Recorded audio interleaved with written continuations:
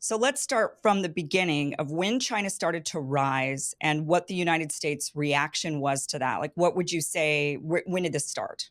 30 years ago? This started in the wake of the early 1990s. After the 1989 Tiananmen Square massacre, Deng Xiaoping recognized how supremely vulnerable communist China was to American pressure. If you'll recall, of course, in 1989, that was a momentous year Hmm.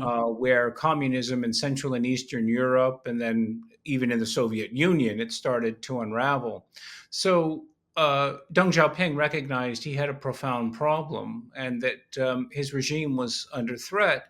So he took a variety of measures, beginning really in the early 1990s, with what he called a 24 character strategy, which we call in the book the hide and bide strategy, where Deng Xiaoping said, what we're going to do is we're going to grow intentionally. We're going to do our utmost to reform our economy, adopt capitalism Hmm. in essence. Although, of course, it was never truly capitalism, it's always under communist control. But we're going to adopt many of those principles and we're going to use our wealth really to influence directly American decision making, American politicians, American media, foundations, of course, Congress. And so that was Deng's strategy. So it was a very clever political warfare strategy that he recognized that he could make US businesses his partner and then he could use through U.S. businesses as well as his own efforts, he could gain political influence in the United States. And then the United States really, it takes two to tango, of course. He couldn't Hmm. do this by himself. It was the Clinton administration, after two very good years, where the Clinton administration had linked most favored nation trade status and linked it to an annual renewal process. So China just didn't get an automatic renewal in its most favored trade status. Clinton, with actually Nancy Pelosi driving this very significantly when she was a young congresswoman, right, essentially, was very supportive of human rights in China. So Pelosi wanted that link to human rights because she wanted to use trade as a cudgel to force political reform in the People's Republic of China. After 2 years, and you may recall in the 1992 campaign, the Clinton Gore campaign accused George Herbert Walker Bush of coddling dictators from Baghdad to Beijing, Hmm. right? Saddam Hussein as well as Deng Xiaoping. Uh, the Clinton administration reversed itself and put the removed human rights from it and put the PRC on the course really to what happened in December of 2001, Beijing's entrance to the World Trade Organization. And that was rocket fuel, of course, right? That greatly facilitated growth of a Chinese economy. So in the book, our central question is this: how did this happen?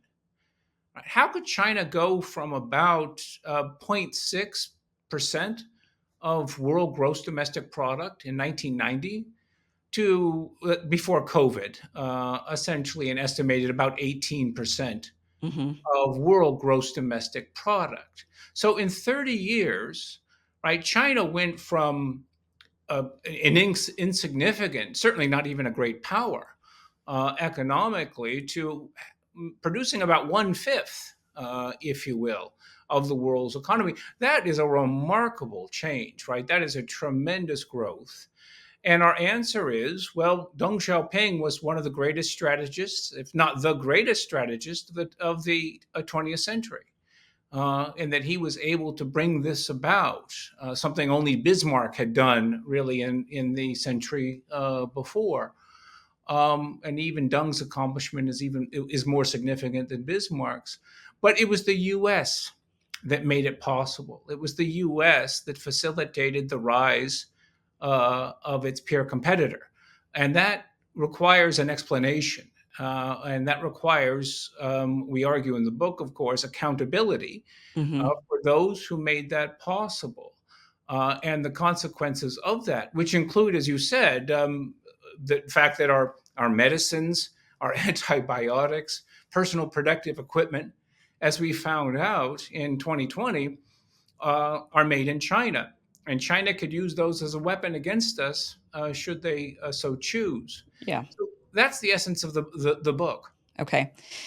Let's back up a little bit. Go back to the beginning for that Clinton administration, the rise of China. So the population of China is what, like 1.3 billion people. I mean, maybe Yeah, in 1990 it was something different, yeah, but this is a lot of people, and a lot of people who are living in immense poverty at that time. And for the people of China, the turnaround has been drastic and only positive for them. If you're Chinese and you're living in China under great poverty, you want nothing more than to increase your ability to survive and feed yourself and your family members and thrive and have a middle class, essentially the ability to obtain a middle class lifestyle. Um, if had America not stepped in and done trade deals and decided to allow open business with China, what do you think should have happened instead, and what kind of consequences would that have had on the Chinese people? Now, I'm America first. I'm all about being, for Americans for sure. But I'm also humane, and I think when we talk about the humanitarian, if we're going to go into that argument, which I think is, by the way, I don't like the idea of warfare or keeping regimes down because of humanitarian issues. I think that has been used in a way to constantly keep us at war. That is what the Democrats are doing right now when it comes to Ukraine. It's all about human rights. It's all, we have to spread democracy and, these types of arguments. I just say, let those people deal with that themselves. They're strong, they're capable, they're able. But from a humanitarian perspective, I certainly don't want people wallowing in poverty because of policies enacted by my country. I don't want people to suffer around the world because my country makes them suffer. I want my country to focus on me as an American, but I think part of that is not pissing the world off. I mean, we're 330 million people. The world is 7 billion strong. If we are hell bent on being dominant, and in so attempting to be dominant, squashing everybody else, we will not remain dominant for long. And I think that's exactly why we're in the situation we're in right now, where we're losing our dominance because nobody likes us anymore. They think we're mean, we're bullies, we keep people down, we blow people up, or we starve them. That's not a good strategy for maintaining dominance in a world that is way more populated than our country. So I guess when we go back to that beginning time, what do you think should have been done, and what kind of consequences would that have had on that 1.3 billion people? the best thing that could have happened for the Chinese people is not economic growth, which certainly has occurred. It would have been to get rid of the Chinese Communist Party, and it would be to free the Chinese people from that. We can look to Taiwan, right? Taiwan shows what the People's Republic of China could be: Hmm. a vibrant democracy, a vibrant economy, incredible democracy, with government, obviously, that is respectful of human rights for the Taiwanese people. If the Bush administration, that would be George Herbert Walker Bush, and the Clinton administration had put pressure on Deng Xiaoping to greatly reform the Chinese Communist Party or to evict it from power, as had fallen in Central and Eastern Europe, as we referenced, and then, of course, in the Soviet Union in 1991.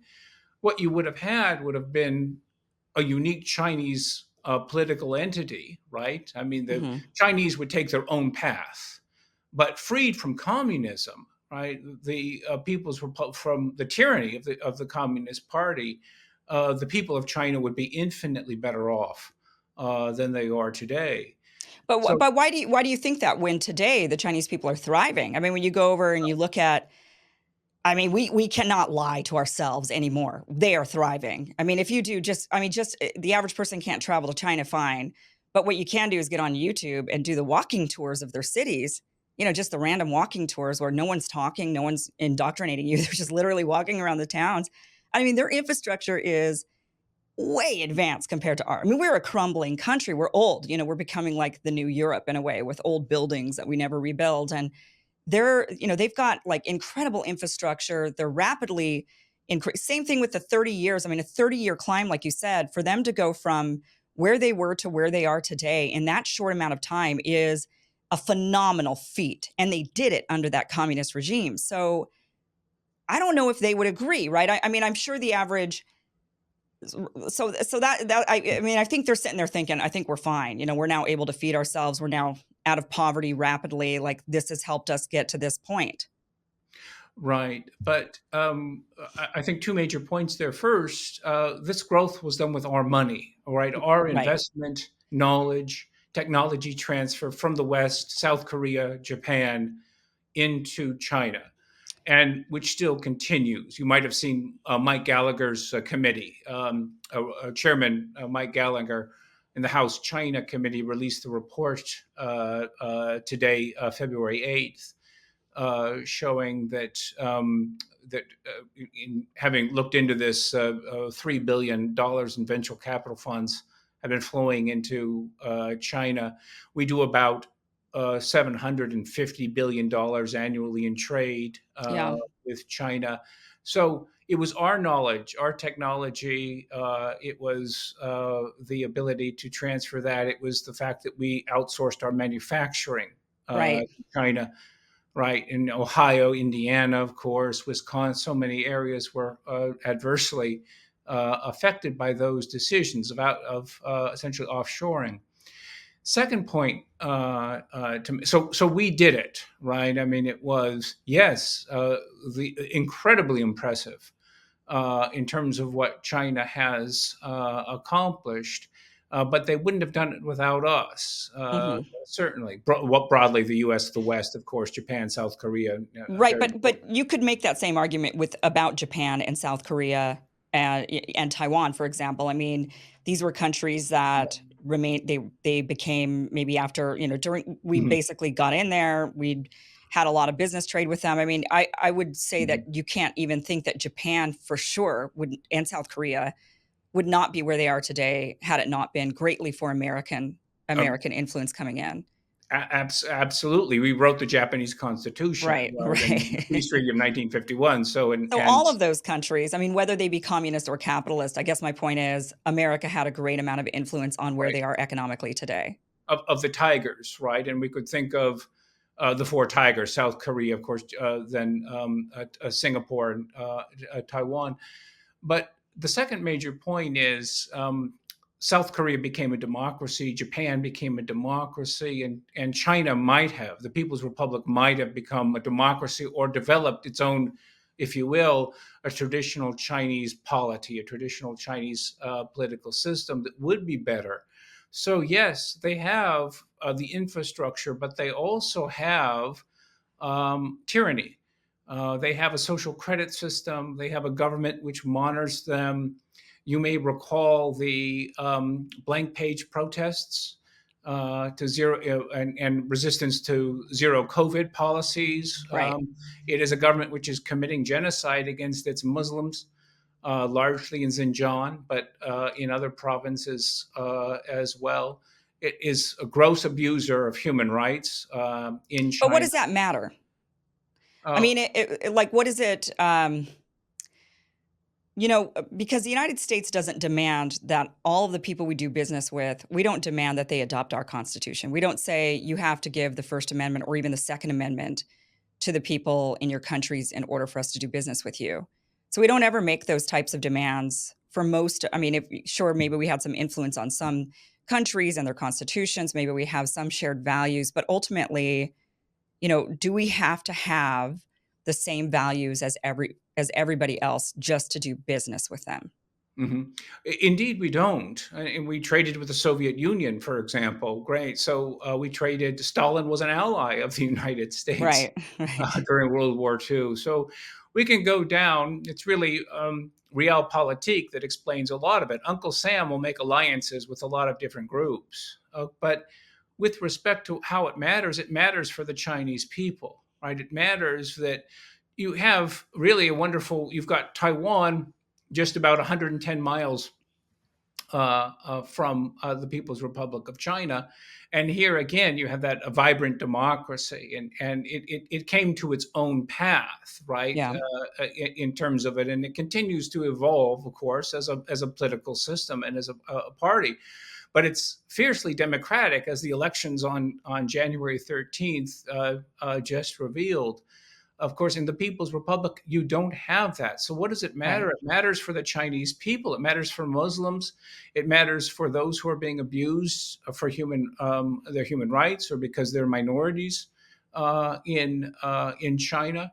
It matters because this regime is an aggressive regime. It is a regime which is remaking international politics. It's remaking the international order in a way which is very negative and defined by exploitation of people and the environment wherever it shows up, whether that's Right.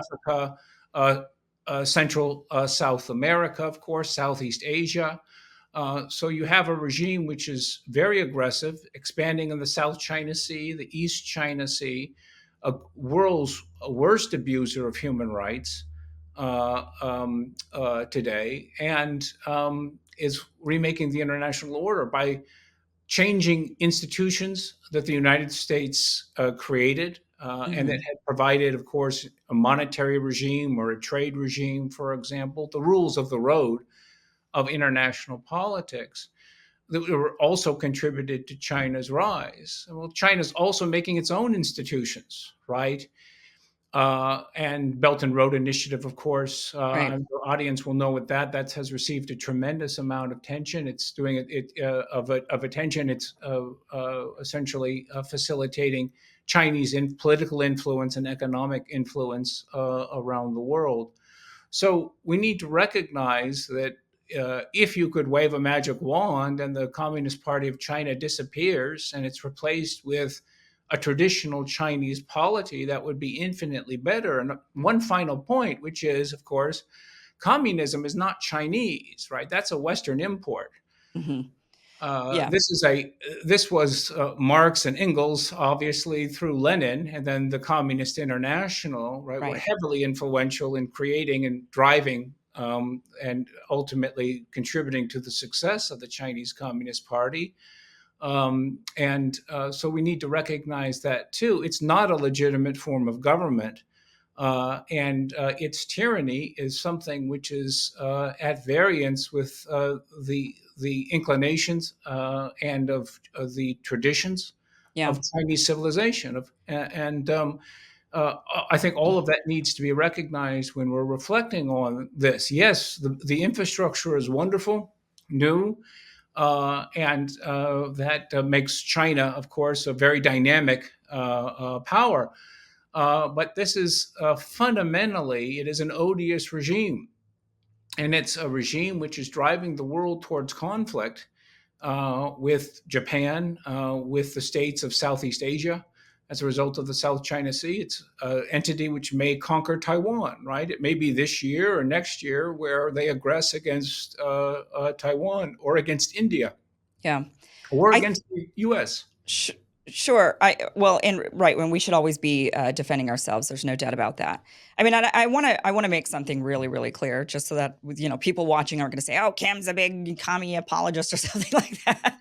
I am absolutely not. My family fled communism. I'm Vietnamese. My family left Vietnam. Half of my family stayed in Vietnam. So I'm very aware of the tyranny of communism.